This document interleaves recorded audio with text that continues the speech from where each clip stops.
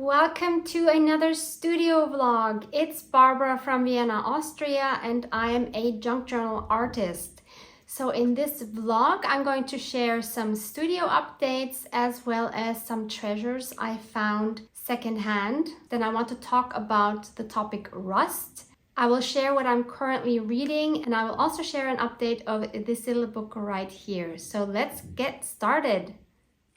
So let me start off by giving you an overview of my craft room. I think you haven't seen it for a while, and if you're new here, you've probably never seen it.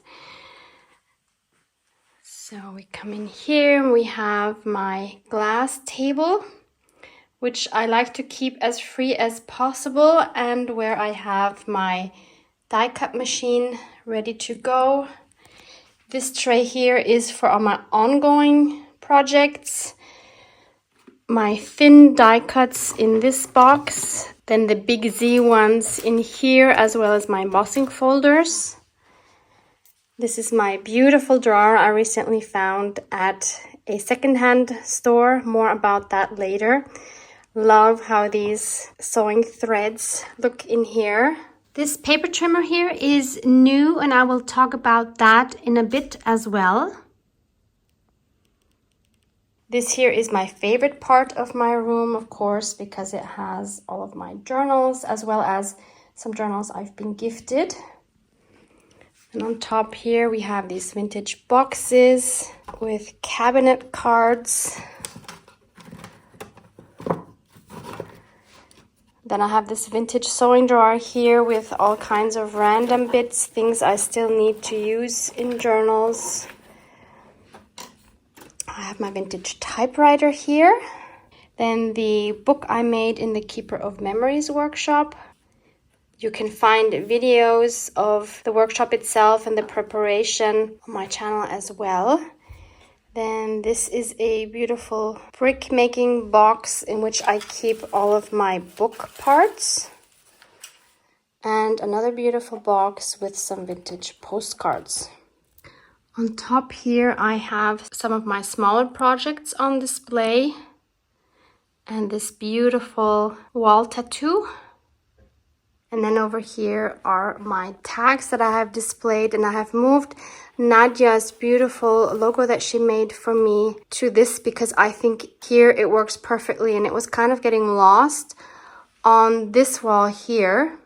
It used to be up there. So currently I have my logo there. So this is the original of what I made in the December series, the December Daily series I hosted with my friend Louisa Heinzel. But what I plan to do is, because it still looks too small and lost on this wall, I think I'm going to have this printed on a larger canvas and then hang that there.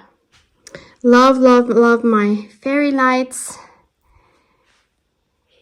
As you can see here, I have a new addition, which are these curtains here. I did not plan on having curtains, except for these sheer ones. But the issue was that when I was filming, the sun was coming through the window and right onto my craft desk right there. And even though I have blinds which I can pull down, there was a gap here, approximately, you know, like this, not very wide, but just enough so that there was a sunbeam right across my desk when I was filming in the afternoons. So I had to solve that by getting a thicker curtain. And I have a very thick one here, which will hopefully keep the sun out. I haven't tried it yet. They are very heavy duty, and I just tied them with a beige ribbon on both sides. This is now my most dressed up window of my apartment. In this corner also, I have some rust water going. You can't see much rust yet. I will talk more about that in a little bit as well. And then my printer situation is still not what I want it to be. It's an ongoing project. So this Canon one here is the one I used to have until a couple of months ago. And that was on top here when I moved into my craft room. And I upgraded to this Epson EcoTank one. So this is the Epson ET5850. And I wanted this bigger one, first of all, because of the EcoTanks. which are here. So you get these bottles where you just fill the ink into them and the ink lasts like forever. It's really, really economical.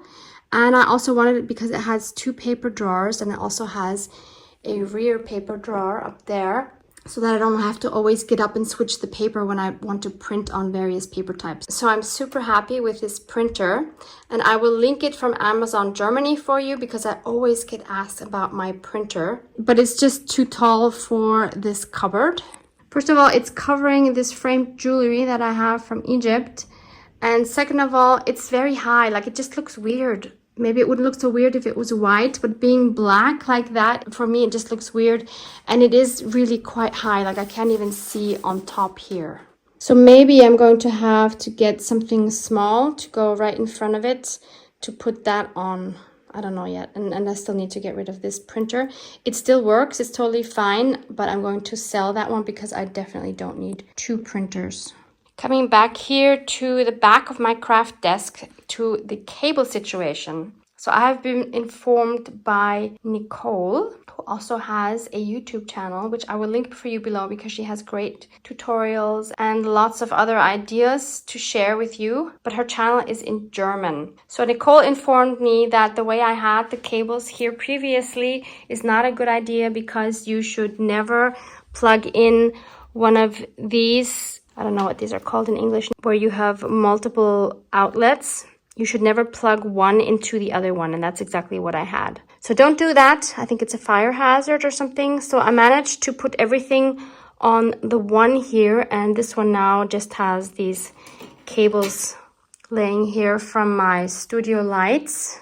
I will link those for you again as well, because I'm sure I will get questions about those. So now everything is how it should be, and I also managed to get this large thing here from my desktop onto this middle thing. So I'm very happy with that because my cables look really neat now on my table, which is what I wanted.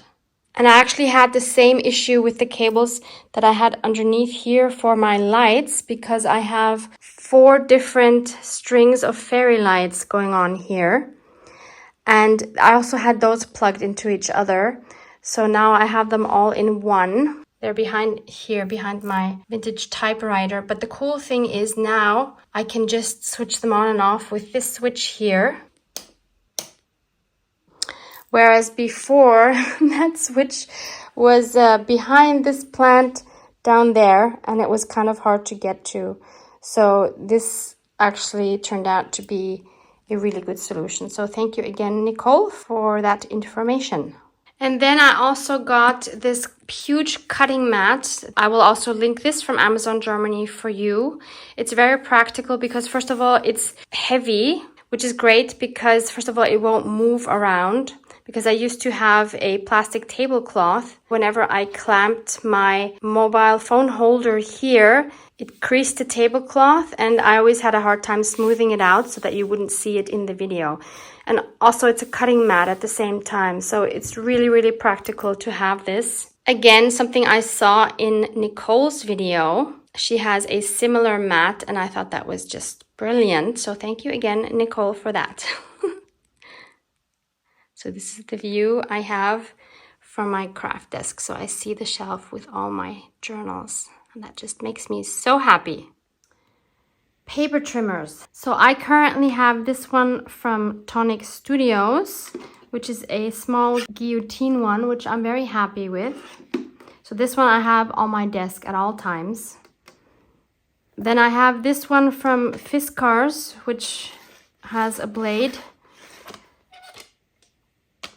This used to be my only trimmer, and it was okay for a while, but honestly, the blade always kept getting dull, and I had to buy new blades frequently, and the blades don't like my matte photo paper at all, so I'm really not very happy with this one. And I wanted a heavy-duty one with which I could, first of all, cut the 12 by 12 inch cardstock as well as thicker cardboard, which is what this one here does. I'm sure you know this brand, Westcott. The brand is approximately 150 years old. The brand was established in 1872 in New York. and has since been bought by the Acme United Corporation, which is in Fairfield, Connecticut. They have all sorts of products. Apparently it's available at Albertsons, CVS, Dollar Tree, Michael's, Office Depot, etc, etc, etc. So this should be a very well-known brand there. So let me just demonstrate. So this is a 12 by 12 cardstock. It has a little metal lever here so that the blade doesn't come up by mistake. It seems very, very sturdy. So this is made out of wood. This is made out of titanium. And you can hear by the sound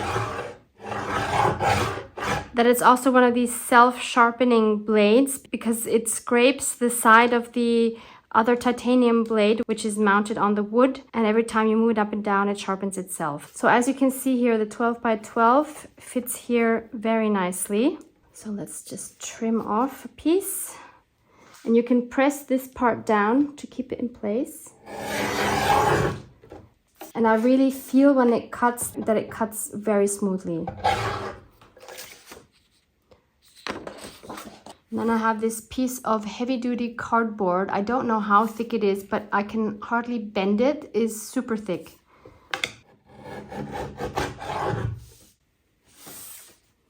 Very, very easy to cut this. By the way, this is not sponsored. I bought this with my own money. Actually, I was inspired to get something like this after watching the Tim Holtz live, where he introduced his brand new trimmer, which has a rotary cutter here. I wrote Louise Heinzel, how can you make a video over 2 hours about a paper trimmer? Showing how to cut all different kinds of paper. I guess it is interesting. But in any case, Louise and I then kind of discussed what sort of paper trimmer would be best for our needs and for cutting book covers and everything. I also wanted one that isn't as heavy, and this one is just kind of light. So I'm able to easily store this one. Moving to the topic of rust and rusty objects. So this is the jar you've seen on my cupboard, in which I have some metal pieces like screws and nails and washers and things like that. And then I added vinegar and water to this. I have this since a little over a week, I think, and it's going to take a few more weeks until everything gets nice and rusty, so you need a lot of patience. Again, Nicole has a great tutorial on her channel on how she makes the rust water and how she uses it. She has amazing results. So I will link that video for you as well. I believe Louise Heinzel is going to make a video with her process in English. I'm not sure when that is coming. And what you see here are parts I already bought rusted. I found these on a local platform called Willhaben, which is like an online flea market, kind of like eBay but local. And I am so happy I found these pieces. So these are very cool for dyeing papers and fabric. Then I also found these, and as you can see, those are really old rusty nails. Super happy with those. I think there's more than 100 in here. And then I also found these huge horseshoes. I can't imagine that these were on horses because they just seem too big. So I don't know, maybe they were on an ox or something. So let me show you what I've done with them already. So I wrapped these pieces and some of the nails into a tablecloth that I first dyed with black beans, which gave it like this lilac color. And then I just wrapped those pieces into the dyed fabric, and that's what I got. So I definitely plan on using that in some journals. And then I also tried it with paper. So I laid the rusty objects on watercolor paper, and then I sprayed it with a mixture of apple vinegar and water. And then I just let it sit for, I think, at least 24 hours. And since the rust then rubs off, I then sprayed it with some varnish. So now this does not rub off. So I'm thinking of making copies of these because they are quite thick, and I would probably want to use these in more than one project. Let me know if you would be interested for me to scan these and put them up in my store. Continuing with the rust topic, I recently found this powder here at a craft store. So it's by Powertex. It's called Rusty Powder. This is what it looks like. And in order for this to look like rust, you need to mix it with a water-based medium. I tried everything I had here, but realized none of them were water-based, like my matte medium, my gesso, different types of glue. None of them worked. But then I found this here, which is a textile strengthener by the company Raya. And with this it worked. So I tried it first here, and as you can see here, this really looks like rust. I was super happy with the outcome of this. And then I tried it on some die cuts, and I was quite disappointed. So these are some black paper die cuts, and as you can see, you can hardly see any of it. Very interesting. And then I tried it on some white cardstock, and here at least it does have some sort of an interesting effect, but it doesn't have this like rust brown effect that I see here, and I don't know why. I'm a bit bummed about that, but obviously it is possible to get this. So I think I just need to do some more experiments with this in order to get this effect on paper as well. I mean, I do think these look interesting, but it's not the effect I was hoping for. They don't look rusty. They look grungy, but not rusty. So maybe I need to try different ratios of how I'm mixing the powder and the textile strengthener, or I need to put it on thicker. I don't know. Once I have success, I will let you know how it works. Here are some more items I found on that local, I'm just gonna call it eBay. So one is this beautiful tin for coal tablets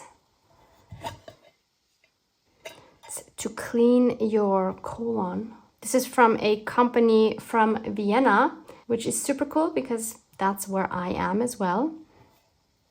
Not sure yet what I'm going to put in it, but I love these old tins, as I'm sure many of us do. Then I found this old measuring, what would you call this, stick maybe? And I'm planning to saw these into smaller parts to use in collages or on book covers. Then I have some vintage spoons. And the reason why I got those is because Alex Castro Ferreira, who was the one who I took the Keeper of Memories course with, one of her free online courses is on how to use these and transfer an image onto the spoons. I haven't looked at the course yet, but I will link it for you below in case that's something you are interested in as well. And it's also the technique that my friend Mirella used in this beautiful piece of art here. You see the collaged spoon here. Of course, her spoon is even more special. Love, love, love this collage so much. Thank you again, Mirella, for this beauty.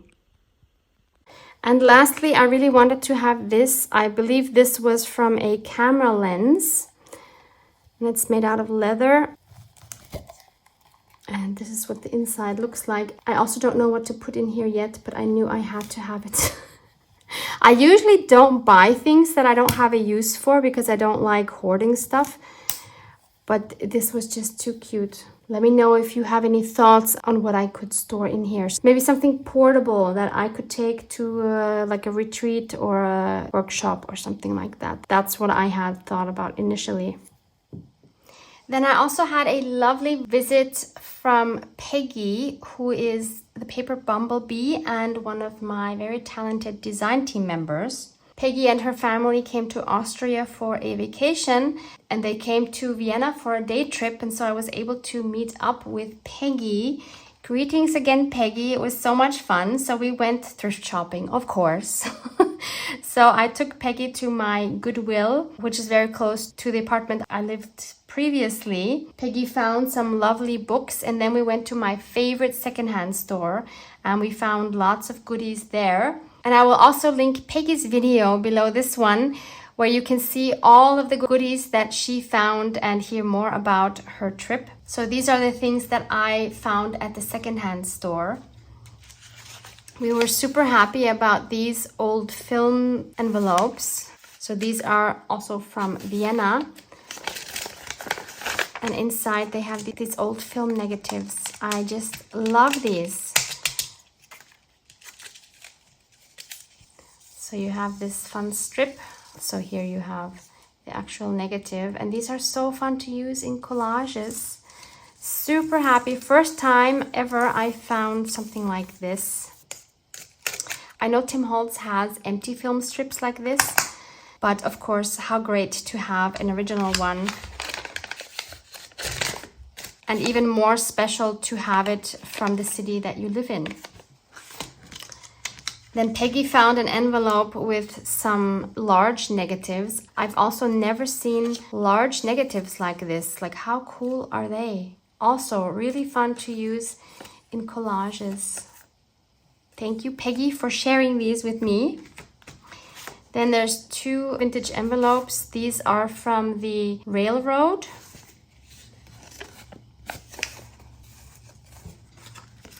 And there's invitations to a dance.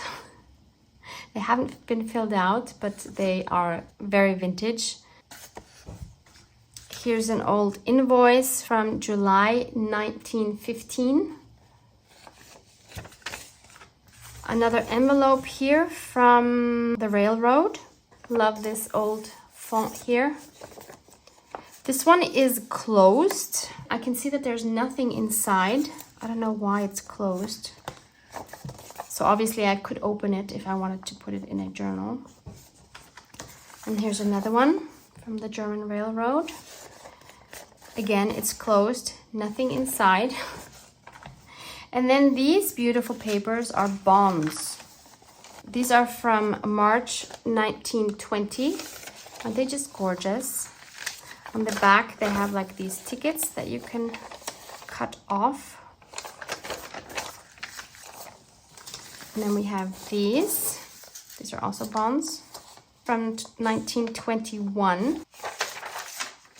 This is what they look like on the back.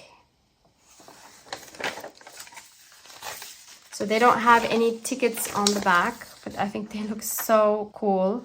And they have the crown as a currency, kronen. And then there's also this huge one here. This is a Hungarian one. This one is from Budapest from July 1884. That's just amazing. Again, let me know if you want to see scans of these kind of documents. I am happy to do that if you are interested. And that secondhand store is also the store where I got this beautiful wooden drawer. It was actually not for sale. It was filled with all kinds of little knickknacks and jewelry pieces and everything. But the owner of this store, I think he likes me. I've been there a few times and he goes out of his way to give me what I want. So I do take advantage of that. And so he sold me this for 20 euros, which I think is a fair price for something like that. This drawer makes me so happy with all the colorful threads in it. And I almost forgot one thing that sits on top of this craft closet now, which is this press. Let me take that down for you. So this is something I've been dreaming about for years. And it's another piece that I found on this Willhaben local eBay. And it's a vintage book press. I don't know from what year. And you can completely take it apart, which was very helpful for transportation. You can turn these.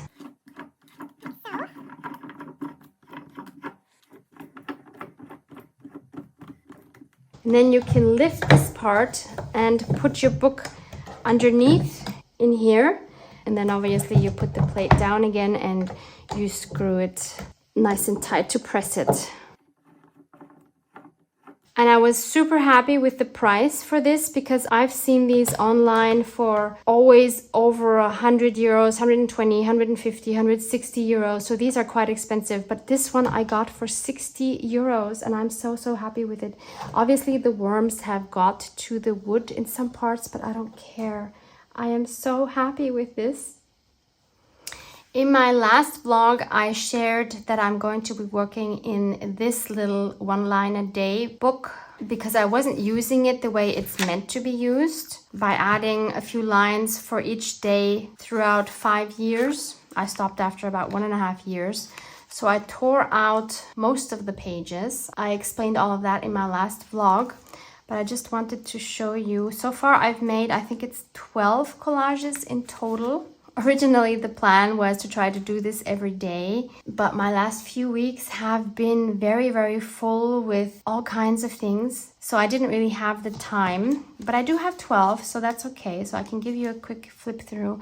What I am noticing is that doing this, and I like doing this usually first thing in the morning, is it's a great warm-up place before, for example, filming a video on creating a page in my bigger journal, or just, you know, to do something small when you don't have a lot of time. And it's also great practice to see what you like, what you don't like, to try out new techniques, new materials. So I've really been enjoying that a lot. So there are elements of some of the pages that I really like, that I know I want to use again. For example, I love the gold stitching here on this one. There are pages that I don't like, which is this one here, for example.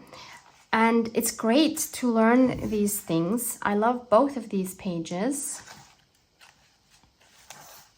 I love this one. So this one is my mom again.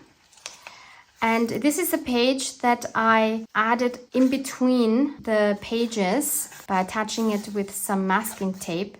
And I really like this one because of how soft it is. I used the techniques I learned in the Keeper of Memory workshop for this page. I wanted to have a page in here with that style of the journal I made, and I am super happy with it. I love the combination of the fabric and the paper, and I love that it's soft, because all of these pages are super stiff, which I'm not a fan of. I'm using matte medium to glue all these things down, and that just makes the pages very stiff. I really like this collage as well. I integrated my new business card. Oh, I haven't shown you those, have I? So I mentioned in a previous video that I loved Alex's business card, which I think I have in my planner, if I'm not mistaken. Let me show you that first. Where did I put that? No, I think it's in the February section, which is when I had the workshop. Yeah, it's here. So this is Alex's business card, and she added her information on the back, and I just added that as a flip out here. So when I saw her business cards, I knew I needed business cards like that, and they are by the company Mo, or Moo, I guess you pronounce it Moo in English, M-O-O. I will link them as well. I keep mine in this beautiful vintage Egyptian cigarette box. So this is what mine look like. So it's the same size. These are called mini moos. And on the back, I have my information here. And what you see here is an enlarged part of the logo from this side.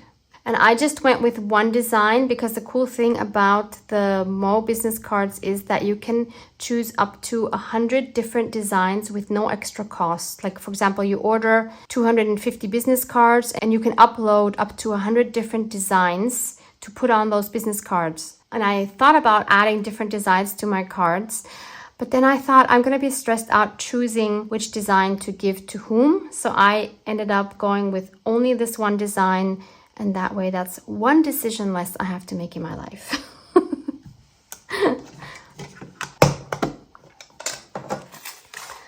Getting back to this little book. Yeah, so I'm really happy with this page as well. This here is Tim Holtz fabric. Added some crackle paste here, some stitching. These are both not really great.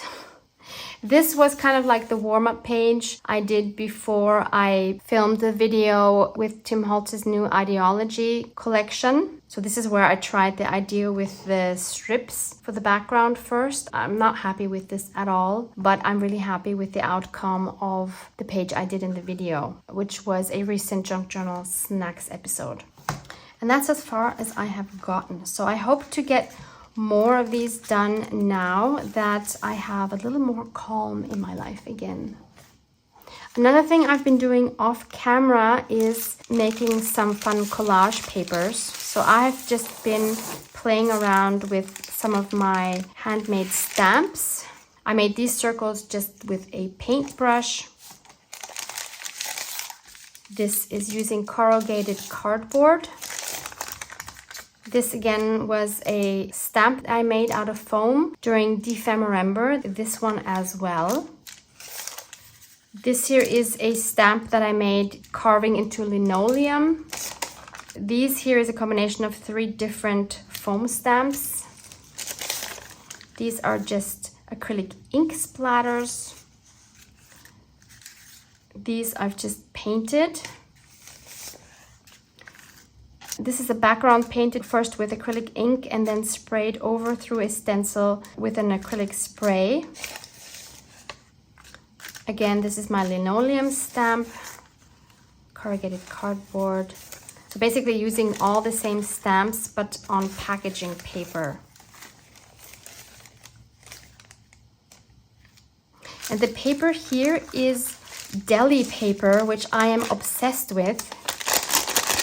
This is something which is very hard to get here in Austria, and I have not found a place to get this. I have been taking this from the workshops that I've been participating in because we always have these as a backdrop paper, and I always collect those before they're thrown away. I collect them and then I use them for collage fodder, and I just love them. I know in North America, deli paper is something very normal, but here it's not. I believe it's called Einschlagpapier, but it needs to be unwaxed, and this apparently is very difficult to get. I have not searched for it yet because I still have a little bit here. But if I find it, I am happy to link it for all of you in the German-speaking countries. And the reason I made these was because I want to use these in collages, and I thought I would start by making like a practice collage here in this book. But I'm not happy with this yet. I did think about the color combination, and I wanted like a light blue, a mustard yellow, and blackish color. This is not 100% black. This is a mixture of an umber color and black. And I'm really happy with these 2 colors, but I'm not happy with this blue. I mean, I do like this blue, but I think I would rather have a lighter blue, which is this one here. I don't think this is available anymore. This is jade green. I used to use this a lot. I got this from Action. I think I like this much more in combination with these 2 colors. So I will be making some more papers using this here before I use them for collages. But I'm happy to have these anyway because I'm always happy to have extra collage fodder. Next, I thought I'd also share the book I'm currently reading, since a lot of you are avid readers and really enjoy the book reviews. So I'm in the middle of this book called Confessions by Kanae Minato, Japanese author. It's a #1 international bestseller. Let me read you the synopsis on the back. When Yuko Moriguchi's 4-year-old daughter died at the middle school where she teaches, everyone thought it was a tragic accident. Now it's the last day of term and Yuko's last day at work. She tells her students she's resigned because of what happened, but not for the reasons they think. Her daughter didn't die in an accident. Her daughter was killed by 2 pupils in the class, and before she leaves, she has a lesson to teach. But revenge has a way of spinning out of control, and Yuko's last lecture is only the start of the story. In this best-selling Japanese thriller of love, despair, and murder, everyone has a confession to make, and no one will escape unharmed. I am so intrigued by this book. I cannot stop reading it. So yeah, I'm about here now. It has really long chapters. Usually that would probably bother me, but it doesn't in this case because I just can't stop reading this. It's written so well and so interestingly. It's unlike any other book I have written, and I can't wait to see what happens. There's so many twists and turns, and it is absolutely fabulous. So this is a book, even though I'm not finished with it, I can already really recommend. And then I wanted to share this beautiful envelope here.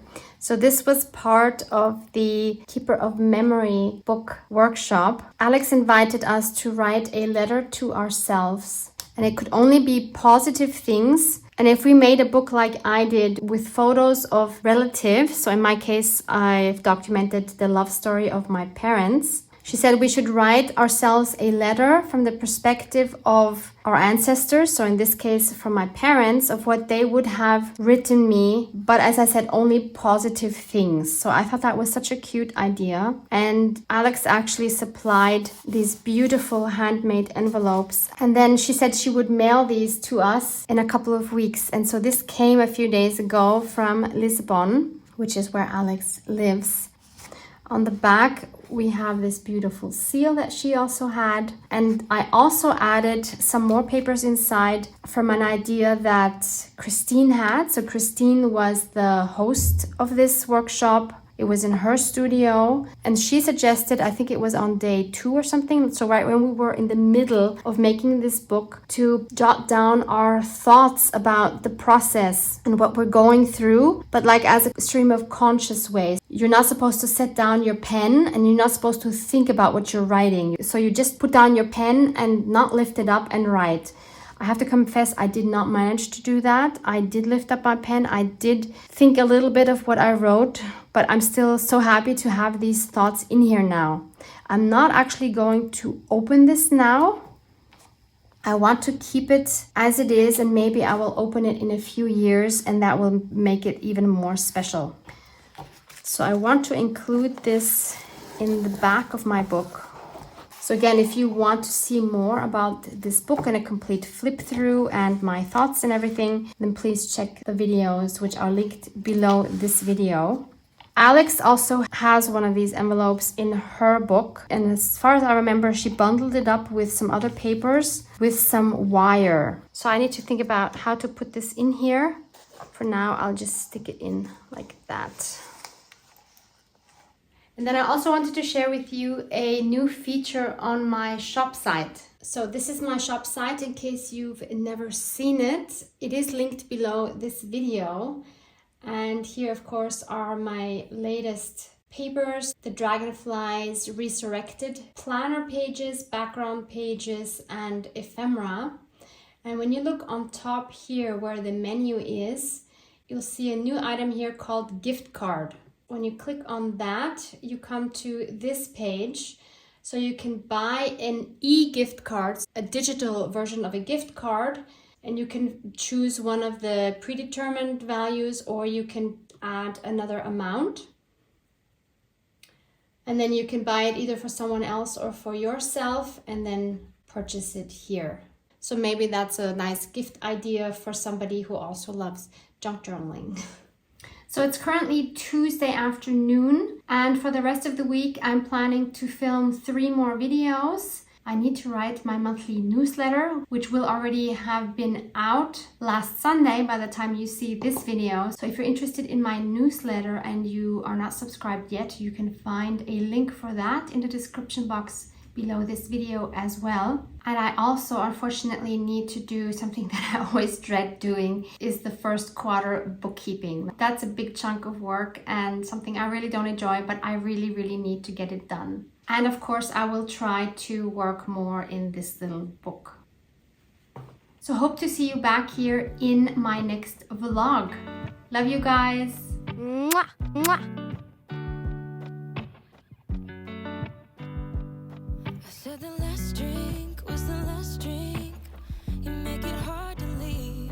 We're telling secrets in the dark while drinking whiskey neat.